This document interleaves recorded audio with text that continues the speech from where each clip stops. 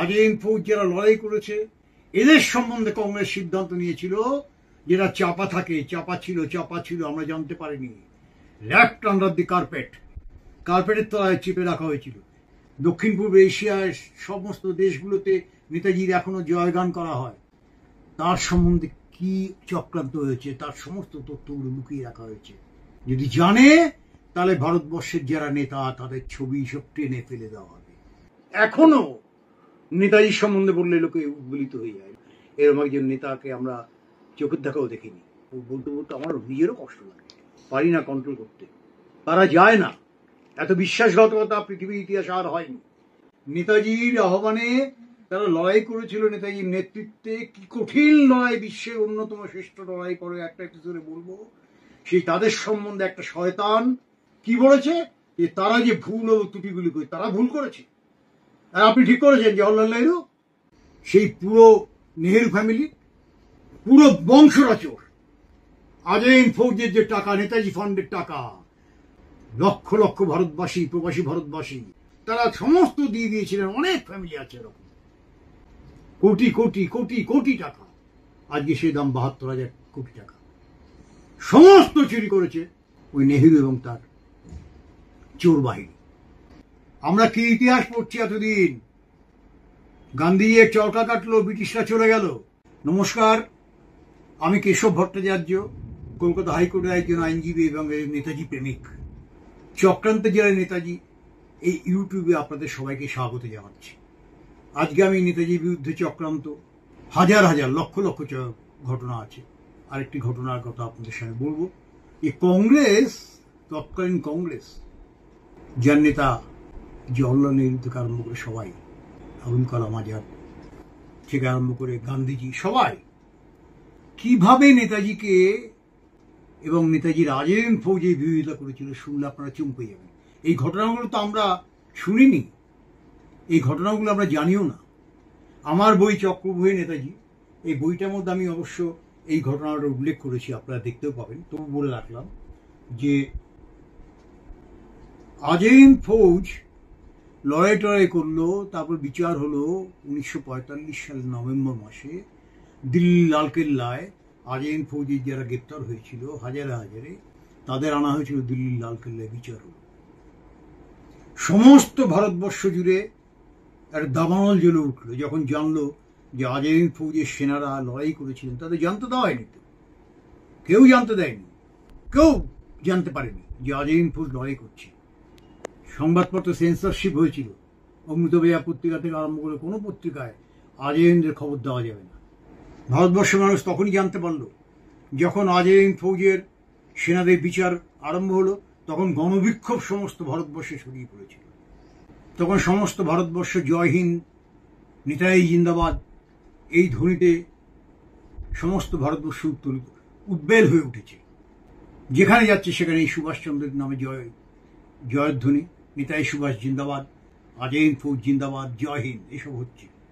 তখন নির্বাচন এসে গেছে, অন্তর্বর্তী একটি সরকার হবে, ট্রান্সফার অফ পাওয়ারের আগে। জওহরলাল এবং অন্য কংগ্রেস নেতারা দেখলো এটাই সুযোগ, নেতাজির নামে সদ্ব্যবহার করতে হবে। নেতাজির নামে সমস্ত মানুষরা উত্তেজিত, তারা অনুপ্রাণিত, সুতরাং এই সুযোগটাকে কাজে লাগাতে হবে। যে ডিফেন্স কাউন্সিল হয়েছিল, জওহরলাল কিচ্ছু বলতে হয়নি। যা করেছেন ভোলাভাই দেশাই, যদিও তার ভূমিকা নিয়ে আমাদের অনেক প্রশ্ন আছে, কিন্তু ভোলাভাই দেশাই সবচেয়ে বড় একজন লয়ার, আইনজীবী, তিনি সেদিন আজইন ফৌজের ডিফেন্স কাউন্সিলে প্রধান ভূমিকা অবতীর্ণ হয়েছিলেন। তা সেই জওহরলাল নেহরু আর নেতাজির জনপ্রিয়তা, আজইন ফৌজের জনপ্রিয়তা এবং সমস্ত ভারতের মানুষের মধ্যে যে নেতাজির সমস্ত মানুষের মন জয় করে নিয়েছিলেন, জওহরলাল সেটা বুঝেছিলেন। তিনি বুঝেছিলেন এখন যদি আজইন ফৌজের পক্ষে আমি না দাঁড়াই, অন্তত লোককে দেখাই আমরা দাঁড়িয়েছি, লোকে ভাববে যে জওহরলাল কত ভালো। কারণ তখন তো এগুলো লোক জানে না জওহরলালের ভূমিকাটা কি, গান্ধীজির ভূমিকা কি। সবাই যে নেতাজির বিরুদ্ধে, সবাই যে নেতাজির শত্রু, ব্রিটিশ কারো ওদের শত্রু ব্রিটিশ নয়, ওদের শত্রু নেতাজি। সুতরাং জওহরলাল ভাবলো এখন যদি আমি ডিফেন্স কাউন্সিলে দাঁড়াই তাহলে কংগ্রেসের হয়ে আমরা ভোট পাবো, এবং তাই হয়েছে। কংগ্রেস বিপুলভাবে জিতেছিল ইন্টারিম গভর্নমেন্টে। কিন্তু আসল ঘটনাটা যেটা, মুখোশ আর মুখ তো এক নয়। জওহরলালের মুখোশ ছিল ওই ডিফেন্স কাউন্সিলে, তার মুখটা হচ্ছে হিংস্র মুখ, ঈর্ষাকাতর একটা মুখ, ব্রিটিশের পদোন্নয়নকারী একজন। সেই জওহরলাল্লাহ কি করেছিলেন, কি সিদ্ধান্ত নিয়েছিলেন এটাই যে আজাইন ফৌজের সেনারা যারা ভারতবর্ষে ফিরে এসছেন, বিচারে তো আর সবার ফাঁসি হয় না, হাজার হাজার লোক ছাড়া পাবে, হাজার হাজার সেনা ছাড়া পাবে, পেয়েও ছিল। সুতরাং তাদের নিয়ে কি হবে, এটাই ছিল আলোচনার বিষয়। এটাই হচ্ছে আজকের আলোচনার বিষয়, যে আজাইন ফৌজের যারা বেঁচে আছেন, ফিরে এসছেন, তাদের কি ভারতীয় সেনাবাহিনীতে না হবে? কারণ তারা তো ভারতের স্বাধীনতার জন্য লড়াই করেছিলেন, ভারতবর্ষ ব্রিটিশ সাম্রাজ্যবাদের হাত থেকে মুক্ত হোক, নেতাজি সুভাষচন্দ্র বসুর নেতৃত্বে আজাইন ফৌজের যে লড়াই, সেই লড়াই একটা অবিস্মরণীয় লড়াই। এই লড়াইয়ের কথা পৃথিবীর মানুষ এখনো সবাই জানে না, ভারতবাসী জানে না, জানানো হয়নি। সেখানে আজাইন ফৌজের যারা ফিরে এসছেন, যারা ছাড়া পেয়েছেন, তাদের নেওয়া হবে কিনা এটা নিয়ে কি সাংঘাতিক কতগুলো আমাদের কাছে ডকুমেন্ট আছে, ভাবা যায় না।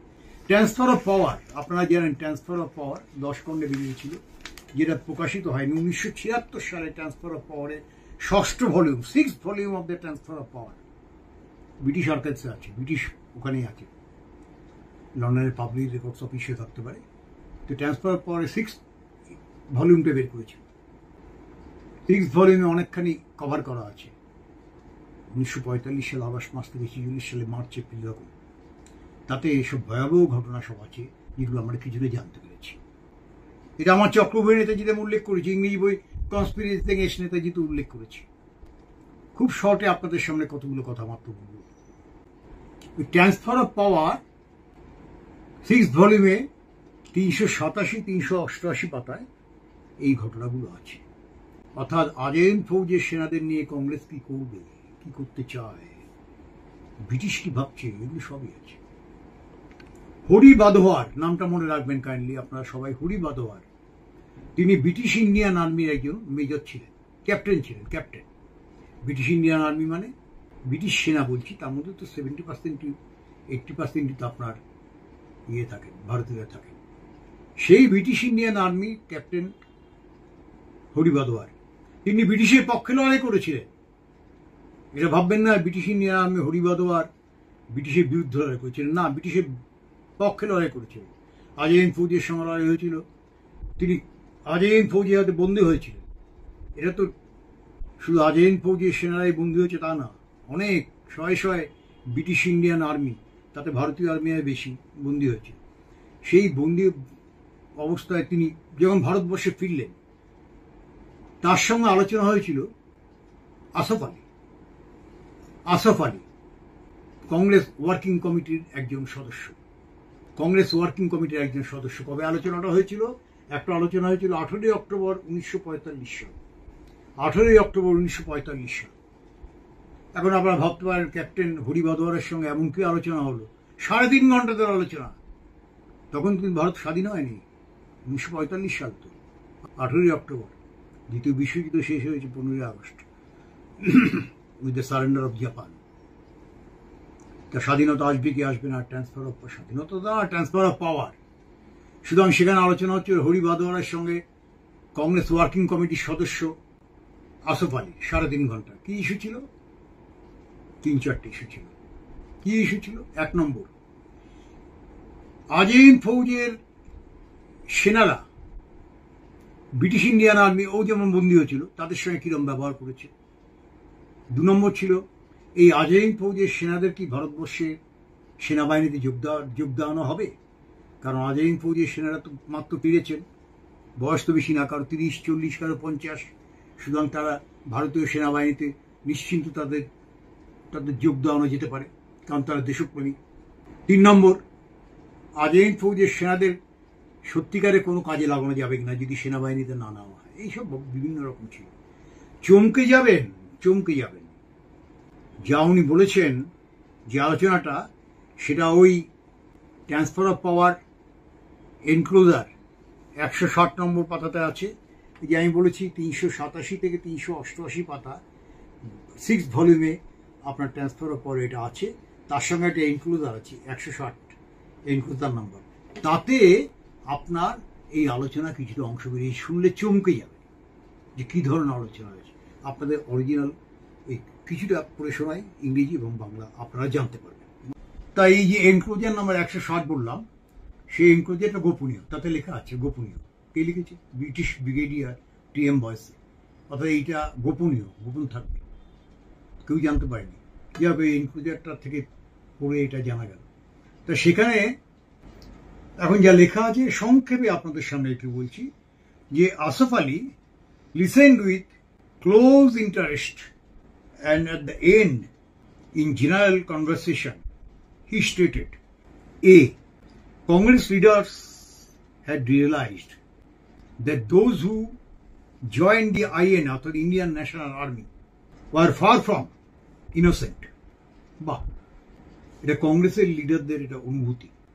That Nehru's speeches and statements on the subject always included a qualifying phrase or sentence.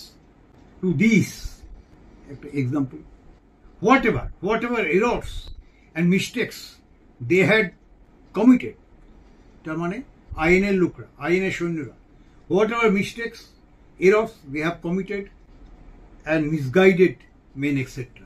Nehru বা মাঝে মাঝে এদের মাঝে মাঝে বলছে বিপথে তারা গেছে, তারা মিসগাইডেড, এই তো কংগ্রেসের সম্বন্ধে জানা যাচ্ছে, নেহরুর সম্বন্ধে জানা যাচ্ছে। Before committing themselves to public statements, Congress leaders said, however, asked him, Asaf Ali জিজ্ঞেস করেছে, asked him to tour their country and find out the public feeling. সারা ভারতবর্ষে, আমি পরে বাংলাটা বলে দিচ্ছি, তবু এখানে একবার বলি, সারা ভারতবর্ষে ঘুরতে এবং পাবলিক ফিলিং, জনগণের নেতাজি সম্বন্ধে, আজহার ফৌজের সম্বন্ধে কি ধারণা সেটা জানতে। হি হ্যাড ডান সো, তিনি সেটা করলেন। ফ্রম সাউথ টু নর্থ, অর্থাৎ আসফ আলী এটা করলেন। And found as he move north, opinion stronger and stronger that the IN, Indian National Army, must not be punished for their action. অধিকাংশ মানুষেরই ধারণা ছিল, ওপিনিয়ন ছিল যে আইনের লোকদের কোনো পানিশমেন্ট দেওয়া যাবে না তাদের অ্যাকশনের জন্য, কারণ তারা ভারতের স্বাধীনতা সংগ্রাম করেছে। বাট শুড বি রিলিজ, তাদের ছেড়ে দেওয়া উচিত। কংগ্রেস বলেছিল কংগ্রেস যদি ভারতবর্ষে আসে, ক্ষমতায় আসে, তাহলে আইএনএর বন্দীদের আবার, আইএনএর সেনাদের আবার বিচার করবে। ভাবতে পারেন এটা? আপনারা ভাবতে পারছেন কতখানি নোংরা, কতখানি চক্রান্ত চলছে? কত বলবেন এগুলো নিয়ে?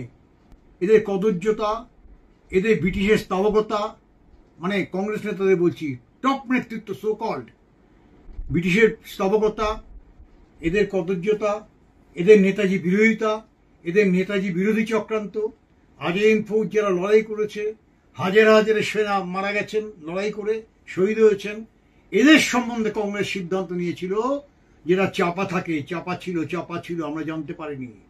ল্যাপ্ট under the carpet, historical events, কার্পেটের তলায় চেপে রাখা হয়েছিল।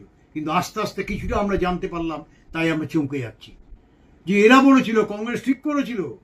এই তো আলোচনা থেকে আসফ আলীর সঙ্গে আলোচনা দেখলাম তো 1945 সালে, সেই আলোচনা 3.5 ঘন্টার আলোচনায়, হরি বাদোয়ারের সঙ্গে আলোচনা, এটাই বেরিয়ে এসছে যে কংগ্রেস প্রয়োজনে আবার ক্ষমতায় আসলে কংগ্রেস এদের বিচার করবে, আইনের সৈন্যদের বিচার করবে। ইয়েস, ইন্ডিয়ান ন্যাশনাল আর্মি যারা সেনা তাদের বিচার করবে, যারা যুদ্ধ করেছিল, প্রয়োজনে তাড়িয়ে দেবে, প্রয়োজনে শাস্তি দেবে, এবং ভারতীয় সেনাবাহিনীতে এদের নেওয়া হবে না।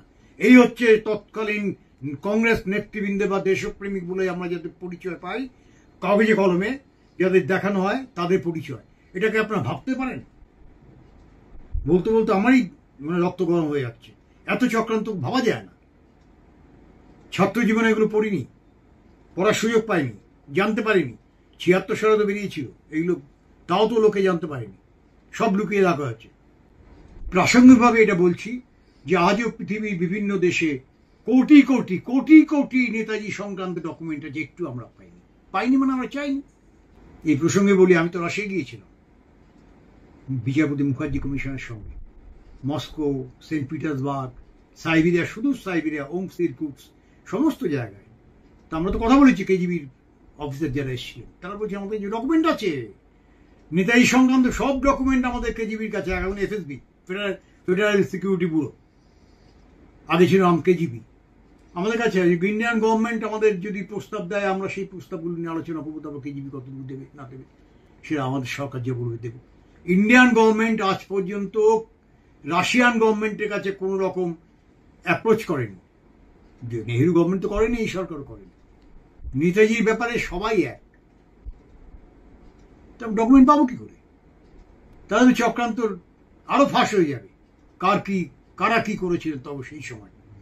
সে যারা দেশাত্মবোধ, দেশের নেতা বলে পরিচয় দেয়, সে গান্ধী, নেহেরু, সে আপনার আর যারা আছে মৌলানা আবুল কালাম আজাদ, বল্লভভাই প্যাটেল, মোহাম্মদ আলী জিন্না থেকে আরম্ভ করে সবাই, ইভেন কমিউনিস্ট পার্টির নেতারা, অস্বীকার করে উপায় নেই।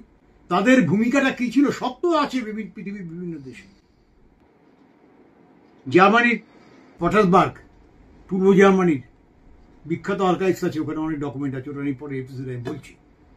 এইগুলো আমরা জানতে পারিনি, কতটুকু জেনেছি তাতেই তো আমাদের রক্ত গরম হয়ে যায় যে একজন বিপ্লবের বন্যিশিকা, ভারতের মানুষের হৃদয়, মুক্তিকামী মানুষের হৃদয়ে যিনি দেবতা বলে প্রতিষ্ঠিত, সেই নেতাজি সুভাষচন্দ্র বসু, দক্ষিণ পূর্ব এশিয়ার সমস্ত দেশগুলোতে নেতাজির এখনো জয়গান করা হয়, তার সম্বন্ধে কি চক্রান্ত হয়েছে তার সমস্ত তথ্যগুলো লুকিয়ে রাখা হয়েছে। যদি জানে তাহলে ভারতবর্ষের যারা নেতা তাদের ছবি সব টেনে ফেলে দেওয়া হবে, মানুষই ফেলে দেবে। সেদিন খুব একটা দূরে নেই, কারণ সোশ্যাল মিডিয়ার যুগে আস্তে আস্তে ডকুমেন্ট আমরা জানতে পারবো। এটাই বলছিলাম, কংগ্রেস এটাই বলেছিল, তাই এটাই তো হরিবাদোয়ার সঙ্গে আসফ আলীর যে ডিসকাশনটা, এটা আমরা ট্রান্সফার পর থেকে এইটুকু জানতে পারি, সব তো জানতে পারিনি, কারণ ইনক্লুডার থেকে সব জানা যায়নি। In the light of those information now available, however, if Congress was in power, it would have no hesitation.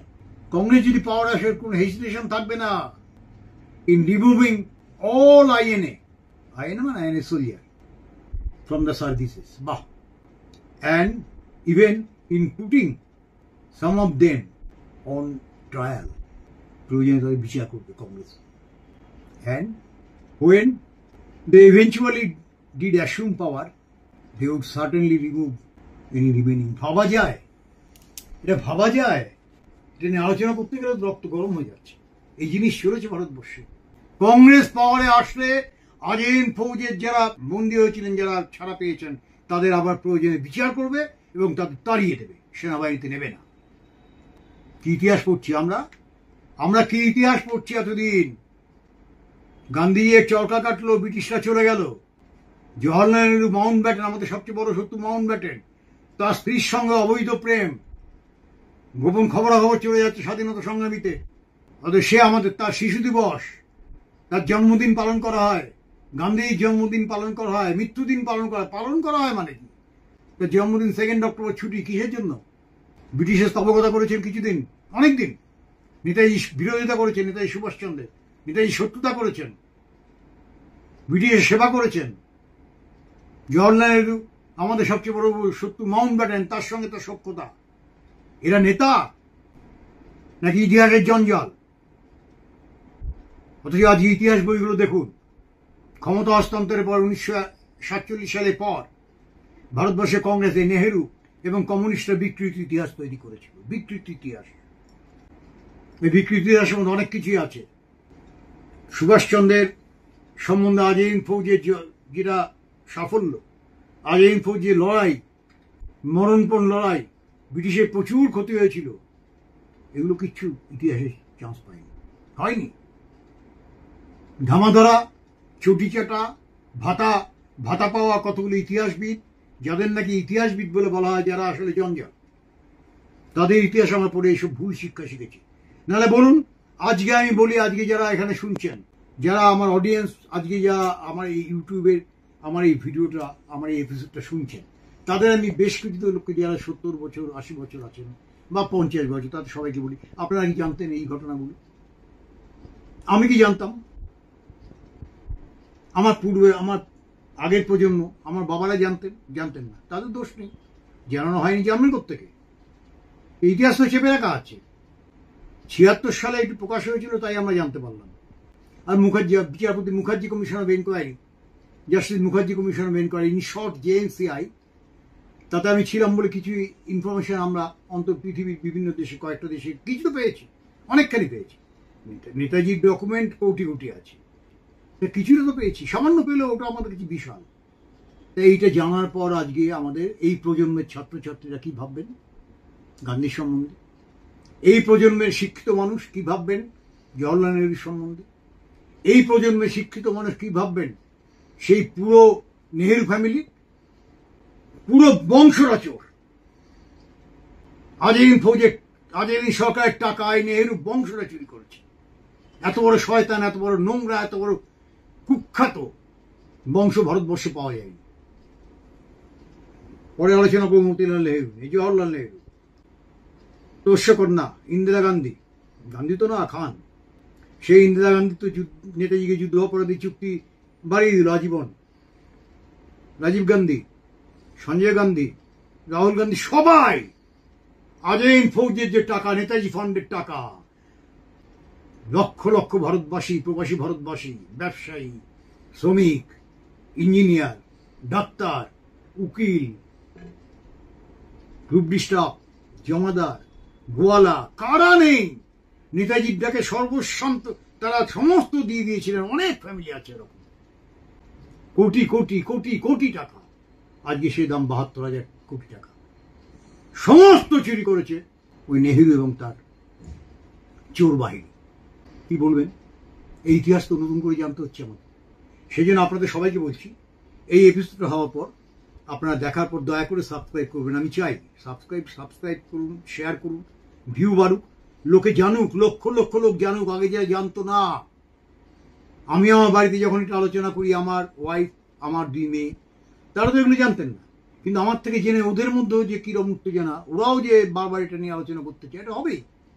নেতাজির সম্বন্ধে এমন একজন পৃথিবীর একজন মহাকাব্যিক নায়ক, যে যার সম্বন্ধে কিছুটা সত্যি জানতে পারলেই মানুষ উদ্বেলিত হয়ে পড়বে, মানুষ উত্তেজনা ছটফট করবে, এরকম একজন নেতা হয়। সেই নেতার বিরুদ্ধে এই কংগ্রেস কি করেছে, আর আজও আমরা জেনে হোক না জেনে হোক, ওই কতগুলো ছোকরা কংগ্রেসের নেতা সে পার্লামেন্টে গিয়ে বক্তৃতা দিচ্ছে, কিছু জানে না, শুনে না, সব বংশরা পুরোটা চোখ। কি করেছে জওহরলাল নেহরু, সেই টাকা ভোগ করেছে ইন্দিরা গান্ধী, সেই টাকা ভোগ করেছে রাজীব গান্ধী, এখন তার ছেলে টেলে সবাই ভোগ করছে, সব টাকা আছে সুইস ব্যাংকে রাখা আছে। একটা সরকার, আমাদের দেশের স্বাধীন সরকার না, আমরা স্বাধীন ভারত, আমরা স্বাধীন ভারত, পারলাম না নেতাজি সংক্রান্ত ডকুমেন্ট সারা পৃথিবীতে ছড়িয়ে আছে, আনতে চেষ্টাই করলাম না। টাকাটা পড়ে আছে সুইস ব্যাংকে, এখন কোথায় সে ছড়িয়ে রয়েছে। ইন্ডিয়ান ওভারসিজ ব্যাংকেও ছিল, ইন্ডিয়ান ওভারসিজ ব্যাংক, এই ইন্ডিয়ান ওভারসিজ ব্যাংকে জমা পড়েছে, পরবর্তীকালে নাকি এটা সুইস ব্যাংকে জমা পড়েছে, এটা আমরা শুনেছি নকটম পর। কিন্তু পুরো টাকাটা চুরি করেছে যতটা ছিল। নেতাজি যখন অজানার উদ্দেশ্যে রওনা দিলেন, আসলে মাঞ্চুরিয়া হয়ে তিনি রাশিয়া যাবেন সেকেন্ড ফ্রন্টে লড়াই করার জন্য, second phase of freedom movement, সেই সময় যে টাকাগুলো দিয়ে গেছিলেন ট্রাং ভর্তি, তখন আরো প্রচুর সোনা দানা সবকিছু সমস্ত নিয়ে নিয়েছে নেহরু এবং তার সঙ্গপাঙ্গরা। বিশ্বাসঘাতকতা করেছে আজেরিন ফৌজের কয়েকজন, এসএআইআর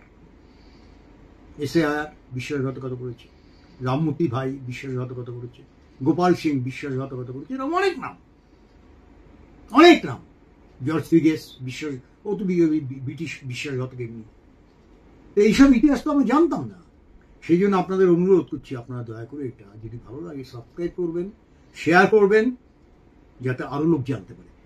আমি আজকে এপিসোডটা শেষ করছি এই আসফ আলীর সঙ্গে হরি বাদোয়ারের যে বক্তব্য, যেটা আমি ইংরেজি শোনালাম, কিছুটা বাংলা করেছি, কিন্তু অরিজিনাল বাংলাটা কয়েকটা প্যারাগ্রাফ পড়ে তারপর শেষ করছি। সুভাষচন্দ্রের বিরুদ্ধে চক্রান্ত কতখানি বিভৎসতার পর্যায়ে পৌঁছেছিল, কতখানি নোংরামি তৎকালীন কংগ্রেস নেতারা করেছিলেন, যারা দেশের নেতা বলে বিখ্যাত। এখন আমাদের শেখানো হয়েছে তো দেশের নেতা না, এটা জঞ্জাল। তা তাদের ইতিহাস আমরা আস্তে আস্তে জানতে পারছি, চমকে যাচ্ছি, শিহরিত হচ্ছি, কত যে নোংরামি দেখে ঘৃণা প্রকাশ করছি। তাদের নাম উচ্চারণ করতে আপনাদের ঘৃণা হবে, আজ হোক কাল হোক, কারণ ইতিহাস একদিন চাপা থাকবে না, এতদিন চাপা থাকবে না। ইতিহাস ভীষণ নিষ্ঠুর, আমরা মারা যাবো কিন্তু ইতিহাস থাকবে।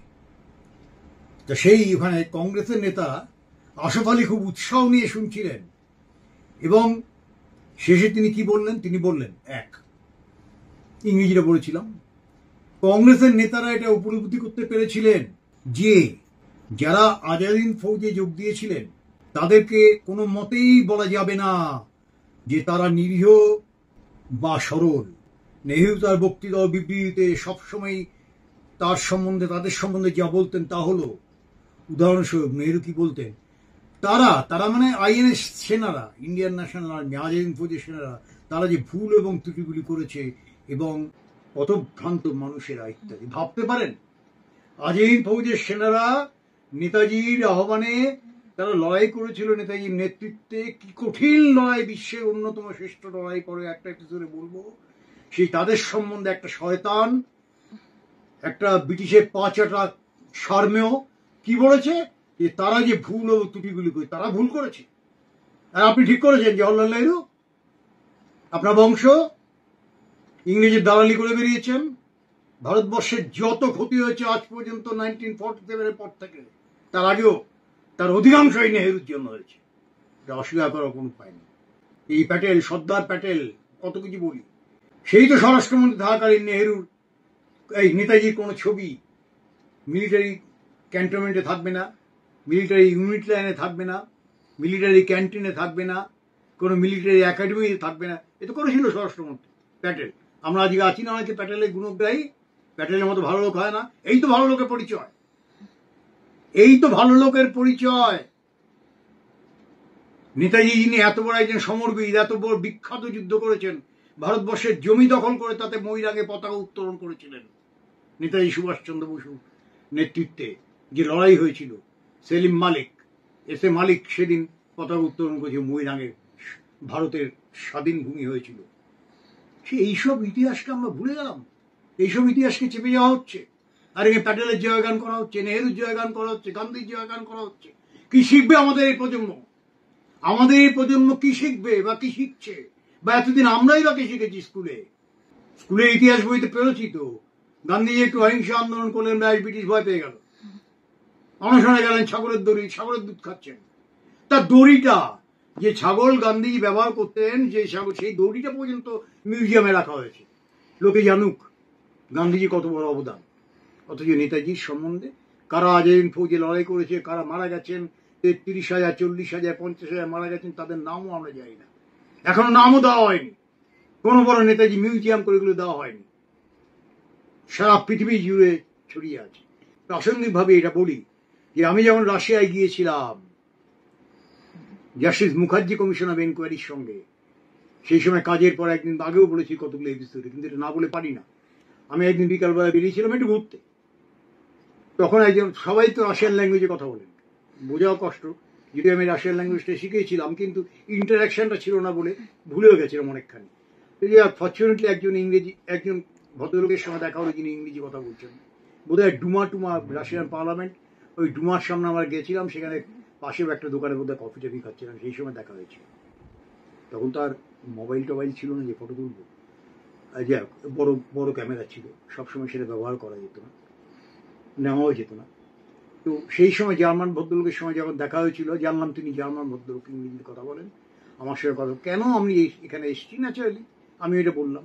খুব উৎসাহ পেলেন তিনি, উৎসাহ পেয়ে বললেন, শুনে রাখুন মিস্টার ভট্টাচার্যি, নেতাজি সুভাষচন্দ্র বসুর মতো একজন নেতা যদি জার্মান সরকার পেত, জার্মান দেশ পেত, তাহলে জার্মানের অধিবাসীরা নেতাজি সুভাষচন্দ্র বসুর সোনার স্ট্যাচু জার্মানের রাজধানীতে বসাত। শুনে কি ভালো লেগেছিল আমার, আপনার খুব লজ্জাও পেয়েছিলাম। আমরা কি করছি? এই হচ্ছে নেতাজি, এই হচ্ছে নেতাজি যার সম্বন্ধে এখনো লোকে জানতে চায়। আর এই হচ্ছে কংগ্রেসের চক্রান্ত করে তাদের সম্বন্ধে আজকে বিভিন্ন পত্রপত্রিকায়, পার্লামেন্টে বিবৃতি বেরোচ্ছে, কতগুলো ছাগলের বিবৃতি আমরা পড়ছি, আমরা জানতে পারছি ওরা নাকি নেতাও নয়, যেরকম ঘর মোচার জন্য, তাও নয়, কোনো দান নেই, অবদান নেই ব্রিটিশের সঙ্গে হাত মেলানো ছাড়া। দুর্ভাগ্যজনকভাবে সেই নেহেরু পরিবারের কথা আমাদের বলতে হচ্ছে, দুর্ভাগ্যজনকভাবে সেই গান্ধীর ব্রিটিশ তাবকতা পুরো করা সত্ত্বেও তাকে আমরা আজকে তার মৃত্যুদিনে 30শে জানুয়ারি নীরবতা পালন করতে। কেন? কার জন্য নীরবতা পালন করছি? সর্বনাশ করেছে, ভারত ভাগ করেছে, ভারত ভাগ করার পেছনে তার অবদান অনেকখানি, ওনার জওহরলালের সবারই। এই ইতিহাস আমরা করছি। সুতরাং আপনাদের সবাইকে বলছি, এগুলো একটু শেয়ার করবেন, সাবস্ক্রাইব করবেন, লোকেরা যাতে জানতে পারে। উদ্দেশ্য একটাই, লোকেরা আরো বেশি করে নেতাজি সম্বন্ধে জানুক। কারণ জানতে হবে, এই চরিত্র পৃথিবীর ইতিহাসে আগামী 5 বছরও পাওয়া যাবে না, আগামী 5000 বছরও পাওয়া যাবে না। সেই জন্য আজকে নেহেরুকে নিয়ে আলোচনা হয় না, গান্ধীকে নিয়ে আলোচনা হয় না। এই তো এতদিন হয়ে গেল, 1897 সালে নেতাজির জন্ম, আজকে কত বয়স? 103, 127। এখনো নেতাজির সম্বন্ধে বললে লোকে উদ্বেলিত হয়ে যায়, লোকে উত্তেজিত হয়ে যায়, লোকে অনুপ্রাণিত হয়, লোকের শিহরণ জাগে, লোকের রক্ত গরম হয়ে যায়। এরম একজন নেতাকে আমরা দেখলাম না, এরম একজন নেতার সংস্পর্শে আমরা আসলাম না, এরম একজন নেতাকে আমরা চোখের দেখাও দেখিনি। এই জন্যই বলি, এগুলো বলতে বলতে আমার নিজেরও কষ্ট লাগে, পারি না কন্ট্রোল করতে, তারা যায় না। এত বিশ্বাসঘাতকতা পৃথিবীর ইতিহাসে আর হয়নি। আচ্ছা যাক, তারপরে যেটা বললাম নেহেরু সম্বন্ধে, এগুলো আসলে বলে ব্যাখ্যা করতে হয়। এই ব্যাপারে তারপরে প্যারাগ্রাফে বলছি, এই ব্যাপারে প্রকাশ্যে বিবৃতি দেওয়ার আগে কংগ্রেস নেতা আসফ আলীকে বলেছিলেন যে সারা দেশ ঘুরে নিয়ে মানুষের অনুভূতি জেনে নিতে তিনি তা করেছিলেন, দক্ষিণ থেকে উত্তর সব জায়গাতে। এবং যখন তিনি উত্তর ভারত গিয়েছেন, তখন দেখেছেন যে জনসাধারণের মধ্যে এই প্রবল মানসিকতা রয়েছে যে আজাইন ফৌজের সেনানীদের শাস্তি দেওয়া উচিত নয়, বরং তাদের ছেড়ে দেওয়া উচিত। সাধারণ লোকের ভাবনা জানতোই না, নেতাজি লড়াই করেছেন, বিচারের সময় জানতে পেরেছেন, তাতেই তারা উদ্বেলিত হয়ে গেছেন যে এরম একজন নেতা হয়।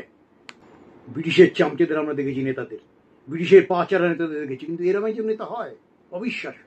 সেই জন্য সারা ভারতবর্ষে তার জয় হিন্দ এবং নেতাজি জিন্দাবাদ। এই জ্বলন্ত মানসিকতার জন্যই কংগ্রেস বাধ্য হয়েছিল তাদের পথ নিতে। অর্থাৎ এখানে আজাইন ফৌজের সেনানীদের সম্বন্ধে কংগ্রেস যে লোক দেখানো সহানুভূতি দেখিয়েছিল তার কথা বলা হয়েছে। যেসব তথ্যগুলি এখন পাওয়া গিয়েছে ওই অনুবাদের মধ্যে দেখতে পাচ্ছি, সেগুলোর দিকে তাকিয়ে এটা বলা যেতেই পারে, যদি এখন কংগ্রেস ক্ষমতায় থাকতো তবে আজাইন ফৌজের সবাইকে কাছ থেকে তাড়িয়ে দিতে কোনো দ্বিধা করতো না। বাহ, কি সুন্দর কথা!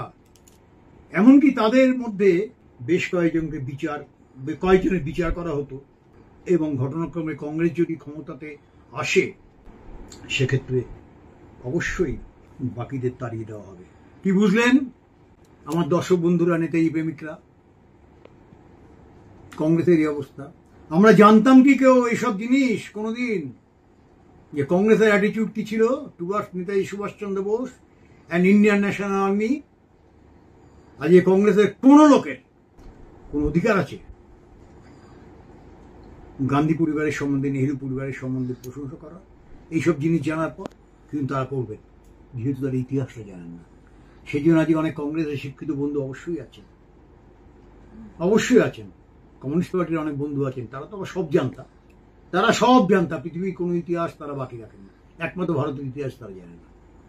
তা যারা আছেন তারা সবাই এটা নিয়ে একটু ভাববেন, নিজেদের বুকে একটু হাত দিয়ে ভাববেন আপনারা কি করেছেন, কংগ্রেস কি করেছে, কংগ্রেস কর্মীরা একটু ভাববেন, কংগ্রেসের বন্ধুরা ভাববেন, কমিউনিস্ট পার্টি বন্ধুরা ভাববেন কি করেছে।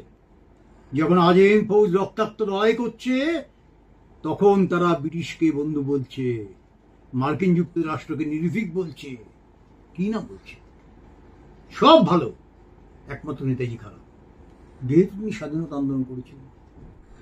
লাস্টে যেটা বলছি সেটা হচ্ছে, যদি এখন সরকারের পক্ষ থেকে তাদের বিচার বন্ধ করে দেওয়া হয়, ক্ষমতাতে আসলে কংগ্রেস তাদের বিচার করবার জন্য প্রস্তুতি নেবে। ভাবতে পারেন, যখন প্রশ্ন করা হয় যে কংগ্রেস সরকারিভাবে এই বক্তব্য রাখবে কিনা, বলবে কিনা, তখন আসফ আলী বললেন যে তারা এটা করতে পারবে না, লোকে জেনে যাবে, কিন্তু তাদের কোনো আপত্তি নেই এটি মহামান্য কমান্ডার ইন চিফকে জানাতে। বিশ্বাসঘাতকতার চরম একটা দৃষ্টান্ত। নোংরা দৃষ্টান্ত, কলঙ্কিত দৃষ্টান্ত। এবং আপনারা সবাই আজকে জেনে রাখুন, চমকে যাবেন না, যে আজাদ হিন্দ ফৌজের যারা দেশের জন্য লড়াই করেছিলেন, যারা বেঁচেছিলেন শেষ পর্যন্ত, তাদের কাউকে ভারতবর্ষের সামরিক বাহিনীতে নেওয়া হয়নি, কাউকে নেওয়া হয়নি। অপরদিকে দেখে রাখুন, আজাদ হিন্দ ফৌজের মধ্যে বহু মুসলিম সেনা ছিল, তাদের অনেকে আবার পাকিস্তানে চলে গেছে। ভারত 1947 সালের 15ই আগস্টের পর অনেকেই চলে গেছে। তাদের প্রত্যেককে পাকিস্তান তাদের সেনাবাহিনীতে চাকরি দিয়েছিল। পাকিস্তান অনেক খারাপ হতে পারে, কিন্তু এই ব্যাপারে তো অন্তত একটা ভালো কাজ করলো। আর আমরা কি করলাম? নেতাজির নেতৃত্বে যারা লড়াই করলো, যারা দীর্ঘদিন ধরে লড়াই করলো, যারা অনেক কষ্ট পেল, দুর্দশা পেল, তারা দেশের জন্যই শুধু লড়াই করে গেল, তাদের পুরস্কারটা হলো তারা ভারতবর্ষের সামরিক বাহিনীতে স্বাধীনতার পর, সকল স্বাধীনতার পর তাদের যোগ দিতে দেওয়া হলো না। এই ইতিহাস কি আপনারা জানতেন? এটা জানুন, সবাইকে জানান। এই কংগ্রেস নিয়ে আমরা কথা বলছি, এই কমিউনিস্ট নিয়ে, কমিউনিস্টদের কথা আরও পরে বলবো, অনেক আছে, আজকে তো বলিনি, কিছু বলে রাখলাম। এই বিশ্বাসঘাতকতার ইতিহাস হয়েছে, কিন্তু আমাদের পড়ানো হয়নি, আমরা জানতে পারিনি। ফলে আমাদের চোখে আজও গান্ধী জাতির জনক। জানি না জাতির জনক কীভাবে তিনি হন, তাকে মহাত্মাই বা কে বলেছিল তাও জানি না, সত্যি বলেছিল কিনা। আবার জওহরলাল নেহরু শিশু দিবস পালন করি, এত বড় একটা নোংরা চরিত্র, বিশ্বাসঘাতক আর পাওয়া যায় না। তো এইসব বিশ্বাসঘাতকদের ইতিহাস আমার চক্রান্তের যারা নেতাজি, এই ইউটিউব চ্যানেলে আপনাদের বারবার বলবো, একের পর এক আসবো। আজকে আপাতত আপনাদের থেকে বিদায় নিচ্ছি। সবাই ভালো থাকবেন। জয় হিন্দ, নেতাজি জিন্দাবাদ।